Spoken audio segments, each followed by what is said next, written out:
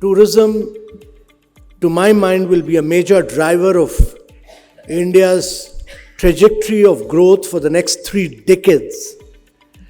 It will not only be a driver in terms of GDP, but more than that, it will be a creator of 25 million new jobs in the next 5 to 6 years. If India is to grow with equity, and if we have to have inclusive growth, there is no better sector than travel and tourism for growth.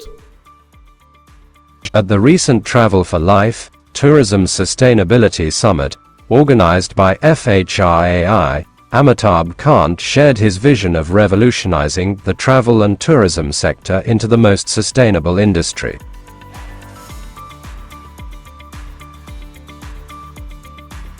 Each one of us must realize that we add a huge footprint as we travel.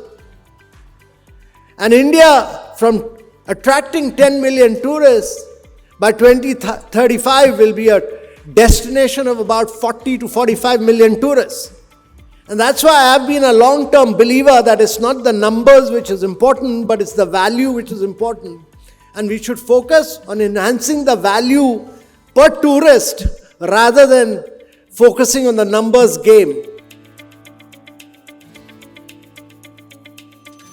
It's important that tourism industry must become the brand ambassador, must become the agent of change, must be the driver of recycling of waste, of recycling of water, of ensuring that all of us are able to provide more responsible and sustainable tourism. And if we are able to do this, this industry will lead the world.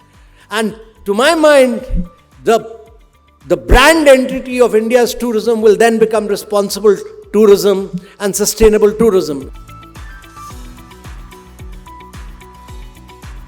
India, whose per capita consumption is very low, if you look at the total consumption, our consumption is only 1.96 metric tons as compared to 14.86 metric tons of the United States of America and about 8.86 metric tons of China. And America and China today occupy 45% of the total greenhouse gas emissions. Like we've done transformation in the digital sector on a population scale at low cost, similarly in sustainability, what we are doing is to bring transformation at population scale.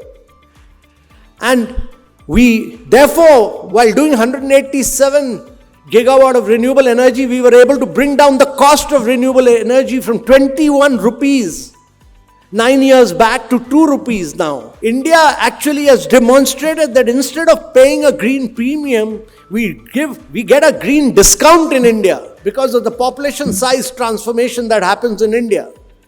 And what the travel and tourism industry must demonstrate is, and it's a very large industry spread across all the states and union territories of India, that if we are able to implement sustainability and if we are able to implement life program across the industry, it will be a transformational change across India.